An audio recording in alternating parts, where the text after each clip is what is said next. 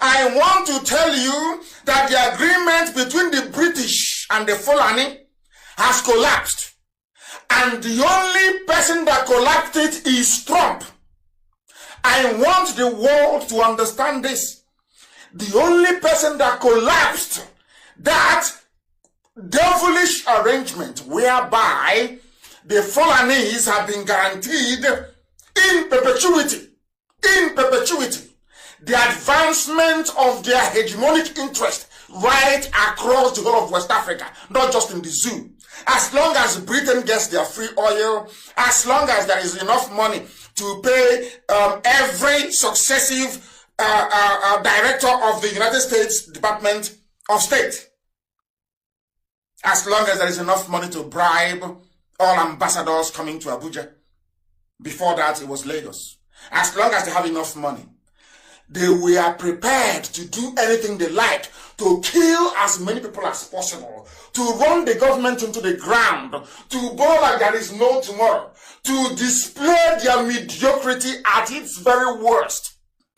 And I would appear here as the bishop, the Catholic Bishop of Makurdi Diocese, the capital of Benue State in Nigeria.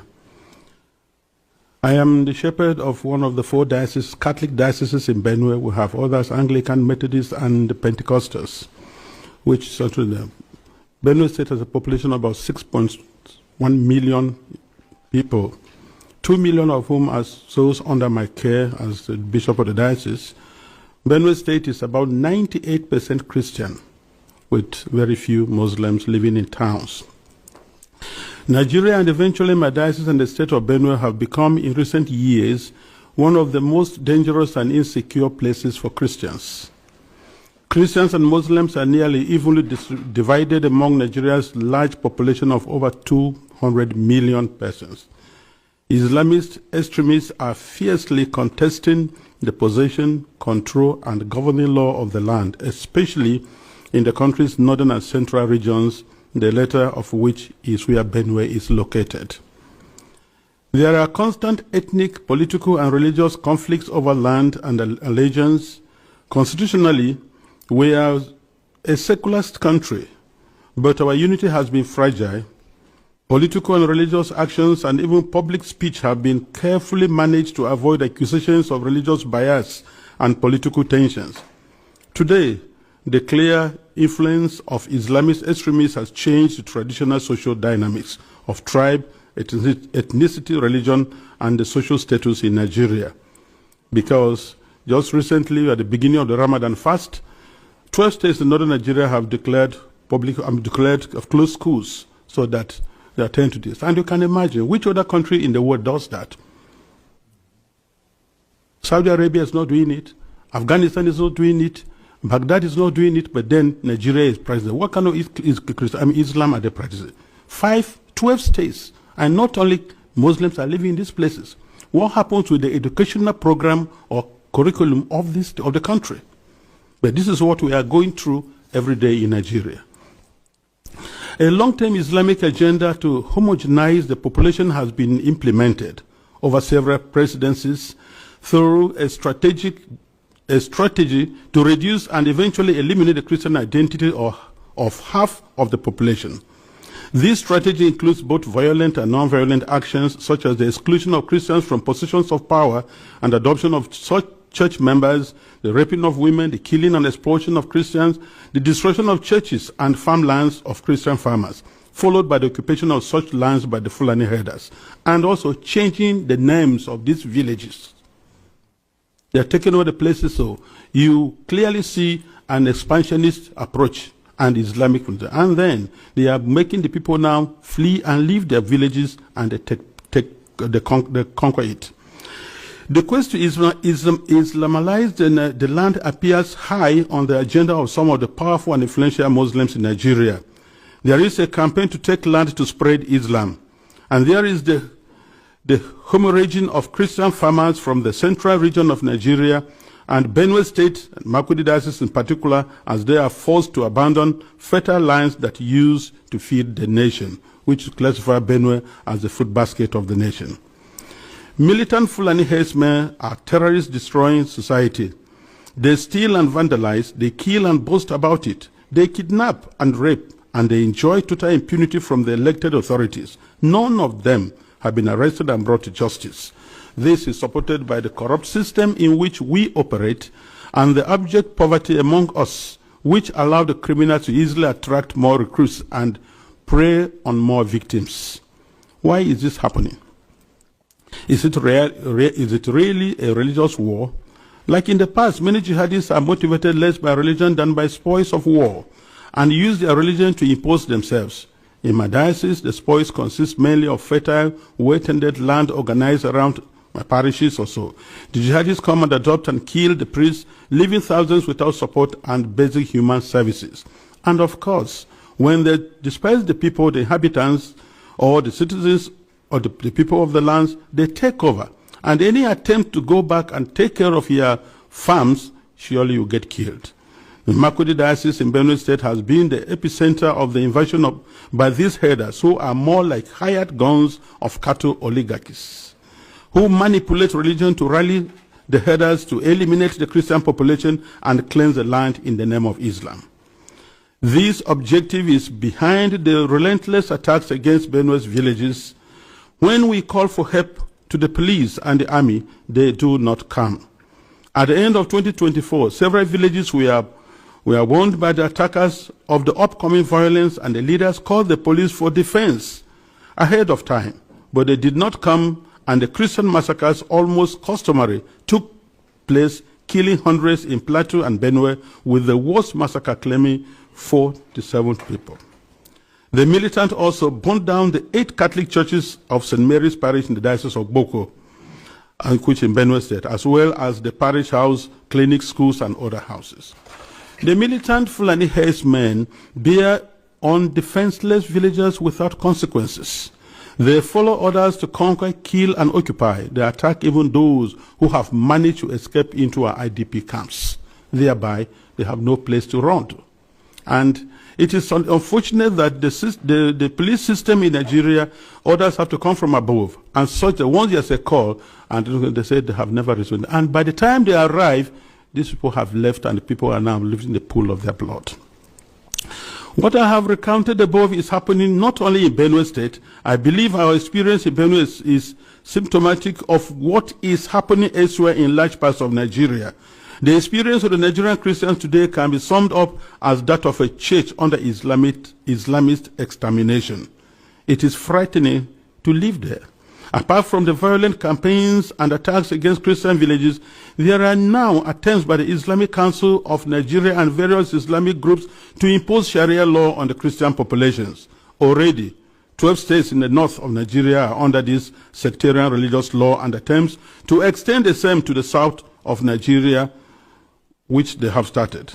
This month, governors in the north decided appropriately to close all schools and education institutions during the months of Ramadan, leaving millions of students without learning opportunity for 5 weeks.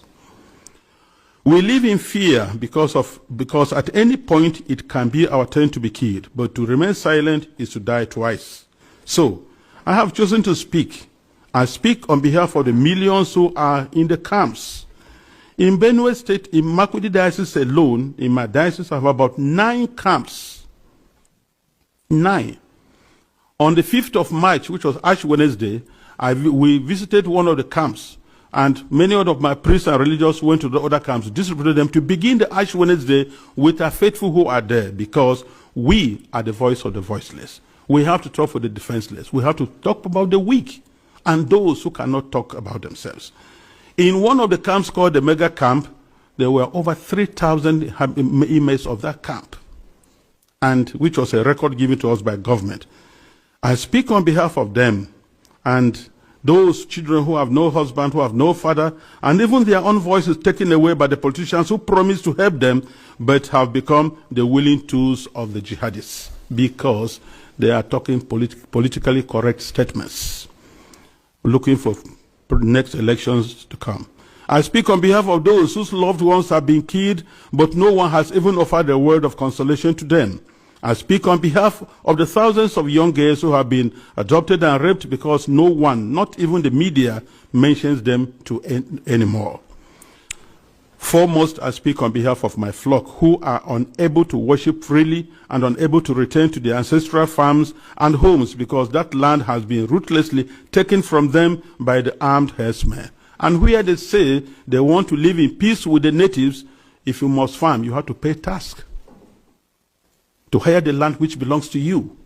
That is slavery, to say the least about it. As prosperous Nigeria is in African continent, and I tell you, if there's outbreak of war in Nigeria, no country around us, Chad, Niger, Ghana, Guinea, Togo, no country can contain the population that will flee to these places. No country can be able to house over 5 million refugees. It's not possible because of that. And if 1 million refugees run to Chad and Niger, they'll collapse that country because there'll be no plan to take care of them. So we have to be very careful. Today, I urge you all to use every means within your mandate to start developing a strong and good relationship with Nigeria, where you know that when you speak of human dignity, you are also speaking of the same God-given right you believe is unalienable. Consider that Nigeria can be your ally, but it cannot be one where half the population is in the process of being murderously eliminated. Work with us, the churches, and other Nigerians of goodwill. We are working for a peaceful and prosperous society. Moses, have you seen any Christian group that have kidnapped any Muslim girl because of her faith? Yet we kept quiet. Have you talked? Did you say anything? Somebody woke up one day, Sheikh Tanshi, and told her that Tinubu's wife should be killed because she's a Christian. That God told him to kill Tinubu's wife. I'm talking of provocative statements that can cause problems, yet we kept quiet. Moses, did you read that? Did you say anything? Is it not hard to show tolerance? Okay. So why can't our Muslim brother do the same thing? Sorry. So that Nigeria will live in peace. Before we come, sorry please. I want you to land on your thoughts. Yeah, they do the same thing. And see whether this place whether America will even look at us, not to talk of placing it on CPC. That's what we are saying here. It is because of the actions and statements of leaders that have caused the problem. They should not deny it. Yet they still want to blame us for what they have caused. They still want to blame us to Moses. How do you take that? Is that not an insult? Right. You are talking of America insulting, but you insulted us. When you told us that, or except we agree with the bandits, there will be no peace in Nigeria. Moses, can you beat that? And it's because of this statement, that's why Saudi Arabia could not tolerate you. They declared you persona non grata. Saudi Arabia, the seat of Islamic Caliphate. They could not tolerate you. But here, you tell us all manner of things, you do all manner of things, and you get away with it. All right, Somebody in this country once told us that there are good and bad bandits. I'll take my dictionary. I didn't see where they wrote these are good bandits and these are bad bandits. I don't know what that means. Somebody told us that they are their voice, that if anybody should attack them, they will not vote for that person. In this country, somebody told us that, yes, that if government does not answer to them, there will be no peace in Nigeria. Moses, this is a statement that was made for a man who claimed to be patriotic, a statesman. Is that how to solve a problem? You are pampering these boys. You are making them to become so bold. What audacity do they even have to attack anybody in Nigeria? For what? No, hold on. These other people, especially from the southeast, who have been fending for themselves, do they look for government subsidy? No, do they wait for government to pamper them? No, these other people that are fending for struggling to survive in Nigeria. Why must a group of people now tell us that we must answer them? They are this, psychological, this and this. Those other Nigerians that are holding peaceful agitation, peaceful nature, peaceful what do you call it? Businesses. Are they not Nigerians? Right. So if all of us become bandits, what will happen to us, Moses? Hold on though. If all of us become bandits, will Nigeria exist? You can see how we clearly bring problem into ourselves and we are now blaming America. Make una see Christian o, na Christians be this one. They are home, they don't correct them from them. They don't get house, they don't get houses again. See the camp where all of them come the camp, made them for the survive. Now only God and the Americans will help the Christians around the world.